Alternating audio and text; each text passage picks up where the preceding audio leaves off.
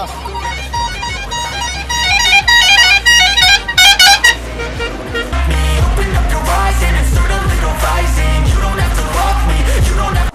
मुर्गावा अपन बापुआ के समझावत काहे ना बारे रे।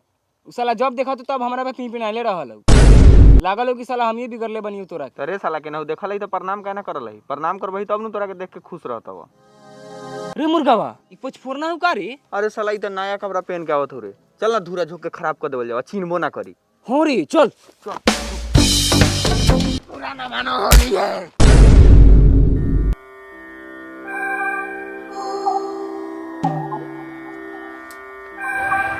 का हाल बा मुर्गा? ठीक बा। ठीक हौ तो का करत रही यहाँ? घरे रहे के चाहिए तो लोग के देह पर धूरा माटी छिटत रहे तो समत है तो छीटम ना। तो काहे ना छिटले है? साले ऐसन मरती कि साले लाद पजौनी गार में फेंक दे।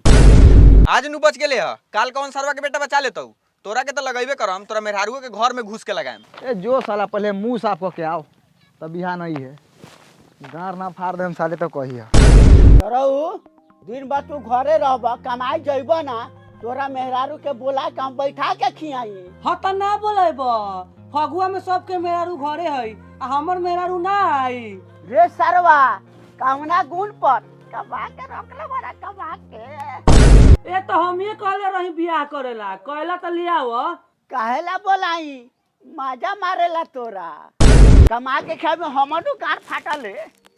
हाँ तो हम केहूँगे रखम, तू बोलाव। ए सरवा तोहर गार भरता कि हम बोला दी? हाँ भरता। प्रणाम भैया। खुश रह। प्रणाम बाबूजी। खुशी रह। ए हट चल चल भीतरे प्रणाम करिए चल। फगुआ बा 2 साल पर बउआ बाहर से आयल ह। तो खाली एकरे ले फगुआ बा, हमरा ला ना। कोनो करम करबा तब न फगुआ मनैबा और जाके लकड़ी सरियावा और धोल बा सब। जा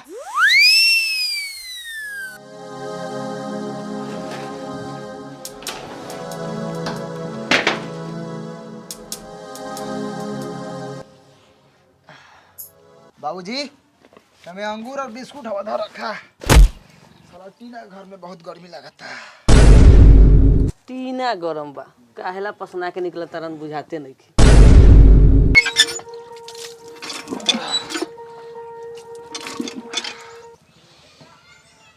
साला टेंशन दूर हो गया।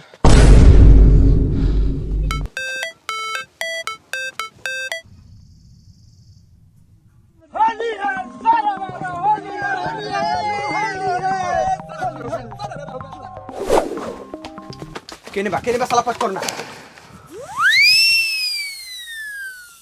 होई देख साला बुढ़वा के टीका करके भोर छीटा खाईता। साला खा के बिहान हफ्ता एक टोकरी। ओ नगीना दास केने हो पच फोड़ना, बाहर निकाला। बिहान साला बिना रंगे डाले एक चाटी मर लेबा। ले मीठा खो। नहीं कहेंगे खुद तोरा मातारी के ना रे भोसड़ी। ए पचफोना रे, दोस्त इताल हो, होली खेलेला जो। यार भाई पैसा खत्म हो गया है, ईएमआई भी भरना है, कहाँ से लाऊं यार पैसा? अरे भाई तुमको पता है हम ऑक्टा एफएक्स से पैसा कमाते हैं। कितना कमा लेते हो? अभी तो ट्रेडिंग सीख रहे हैं, महीने का 15-20 हज़ार कमा लेते हैं। ऑक्टा एफएक्स के बारे में बता। ऑक्टा एफएक्स को बेस्ट फॉरेक्स ब्रोकर 2021 का अवार्ड भी मिला है और दिल्ली कैपिटल्स का प्रिंसिपल स्पॉन्सर भी है 2022 में। तुम ट्रेड कर सकते हो इसमें 35 करेंसी पेयर लाइक गोल्ड, इंडिसेस, क्रिप्टो में बिना किसी कमीशन के। हम कैसे सीख पाएंगे? जिनको नहीं आता उनके लिए एजुकेशनल कंटेंट, वेबिनार और 24/7 सपोर्ट भी है। और तुम डेमो अकाउंट से सीख भी सकता है और बाद में रियल अकाउंट में 3000 रुपये से शुरू भी कर सकता है और अपना प्रॉफिट भी बैंक अकाउंट, यूपीआई और क्रिप्टो वॉलेट और बहुत सारा ऑप्शन के द्वारा निकाल भी सकता है। तो डिस्क्रिप्शन के लिंक पे जाओ और 50% एक्सक्लूसिव बोनस लो और एक्स्ट्रा पैसे कमाओ। जो मुर्गा बड़ा था ए पच फोड़ा ना हेने आओ हेने रंग लगा दियो। ए हम रंग होली ना खेली ले, भाग यहाँ से। ए अइबे के आइयो भीतर भीतर है बे। तोरी बहन के साले फाड़ दे हम आज। रे साला ई त फट्टा लेके आवत हो। साला घर में घुस गए। रे साला होली है तो रंग ना लगइयो। साले एक बार कह देने कि हम रंग ना खेली ले तो बाहर निकल। ए तू बाहर आइबे कि भीतर आइयो? अगर हम नहीं आ जाबो तो मेहरारू के लुगा उगा सब खोल देबो। मुर्गा तू हमरा मेहरारू को लुगा खोलबे? आओ सर अंदर आ। ए चल चल हमरा ये में हटो। चल चल आओ रुक आगे रुक। आओ सारा रंग लगा के देख ले आओ। हो देबा चाचा प्रणाम। हाय ला जो गिरा सारा रारा। हइला तू हो सारा रारा। आओ सरवा आओ। रे ई तो साला बैटिंग करे लगलो। इधर अब तू थोरो मार।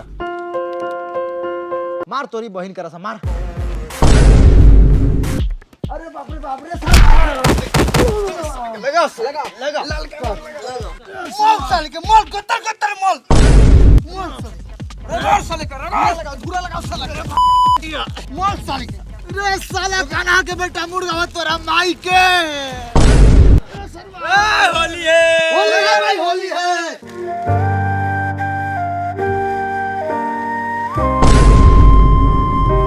पचफोरना बहुत ताकत रे, तू पचफोरना के दम ले रहा। चल बंटी लगा के आवल जाओ। अरे साला अनरा के बेटा मुर्गा बा हमरा मेहरारू के रंग लाके तो साला परचा उड़ा देबौ रे। साले एगो फुदगुद्दी उड़बे ना करिया, साले परचा उड़ाइबो। ए भौजी होली है। बउआ चले के होली है, देवर भौजाई के होली खेले दा। भौजी सारा रा रा रा रा। भौजी पूरा ना मनिया, होली है। साला उ लगावे वाला जगह बारे तोरा हमरो के रंग दी, सरदा पूरा हो जा। फैलो ना भौजी, जहां मन करे हमरा के लगा दो। भौजी तनी केसवा हटाव, घेट में लगावे दो। रे करिया की रे माजे ले बता रे भोसरी तोरा के तलाक न दे देबौ रे। रवा लगाई पचफोरन हतीन ई लगा बोलल हतीन। ए पचफोरना हाय देख पियर का सिंदूर जात हो तोरा मेहरारू के मांग के बीचे बीच। अरे बाप रे बाप ई साला मुर्गावा हमारी इज्जत नाश देल। मुर्गावा तू गेले आज। रे मुर्गा पचफोरना में तू बास लेके तो मार दी का? आवे दे सरवा तू मांग टिक देले इतना हिम्मत। मार तो। अरे बाप रे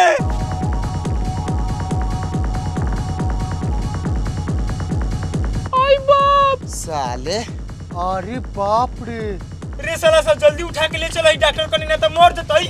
उठो रे ये रवा का कहनी का कोई नहीं भोसरो तोरा लहर जागल बा मांग भरवा तारू पेट रंगावा तारू भोसरो उमका जागल बा उमका रंग का लगे ना मुर्गावा के? का कुछ भेलैया खाली माथा फोड़ले बनी ओकर अभी।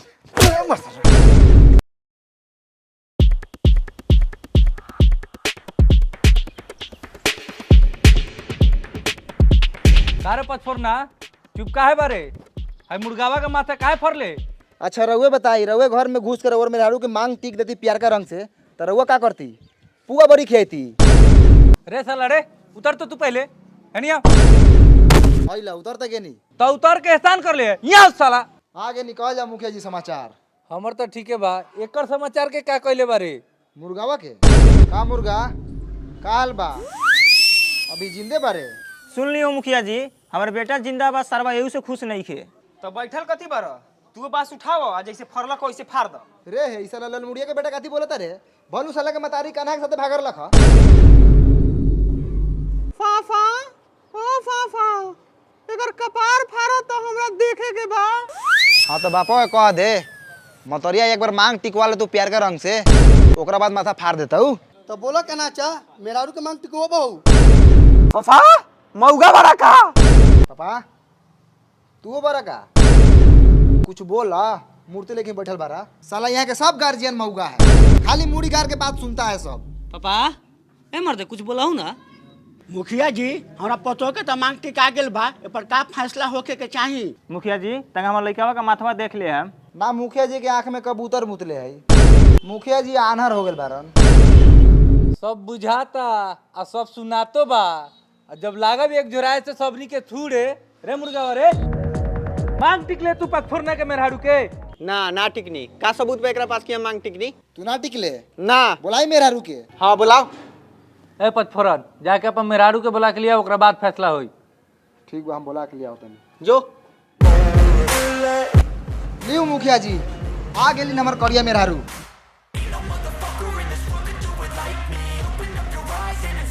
भोसरी करिए बा लेकिन मुंह के पानी ठीक है। नाम का बा तोहर? मजवंती भरसक मजले बा सब। साला बाप मतारी के नाम न जुड़ली छी हतरीला। यह भोसरी के चलते कपार हमर फाटल बा। का मजवंती सच सच बतावा, ई मुर्गावा तोहर मांग टिकले रहे? रे दोगली बोलत कहने बारे? ये चरवा टिकले रहनी पुत्रा के बेटा। ए हम कोनो साजो के टिकनी उकारे, हम तो मजाक कइनी। मजाक कइलो हो, दोगले के बच्चा मार चप्पल के मुंह लाल कर दे। फाड़ दे मुंह सरवा के, बोलत कथी बारे रे? पचफोरन जब फोरे फारी करे के रहलक ह त हमरा हियां आले के का जरूरत रहलक ह? मेहरारू तो तोहर पूरा चाबुक भरलइए बा। मुखिया जी ये पहले रहुआ बताई, होली का बहाने केहू केहू का मेहरारू के मांग टिक देवे ये उचित काम बा? एंगे चली तो कौन भौजाई देवर से रंग लगवाई? बुढ़वा खुद छिनार बा, साला सामाजिक बात करता। तनको सब लाई है। का पचफोरन का कहत रे? केंगा फैसला हो को? केंगे फैसला करम? हम एकरा के 2 महीना छुअम थोड़ी है, नैहर भेजवा देम। आई सरवा मांग टिकले बा ओकर हिसाब करू, का फाइन होई? मांग टिकाई जुर्माना सुनले बारे? आज देख ले पचफोरना बहू के। इस समाज में मुर्गा बाबू के घटिया रवैया के देखते हुए मांग टिकाई 21,001 रुपया मजवंती देवी को दिया जाएगा और मर्द से मेहरारू के 2 महीना अलग रहे के पूरा खर्चा मुर्गा बाबू उठाइयन। ठीक बा मुखिया जी, हम एकर मांग टिकाई 21,001 रुपया दे हम, आ एकरा के 2 महीना के खर्चो दे हम, लेकिन ई मजवंती देवी हमरा लगे रही 2 महीना। मुर्गा बाबू हमरा मेहरारू के 2 महीना रखबा? अरे साला मुखिया जी मरला खा। ठीक तक कैला खा सुनला कनानास 21,001 रुपया मांग टिकाई 1 दिन में देवे को होई, प्लस 2 महीना के खर्चा। ना तो तोहनी के समाज में रहेला जगह ना मिली। चलो जा यहाँ से अब।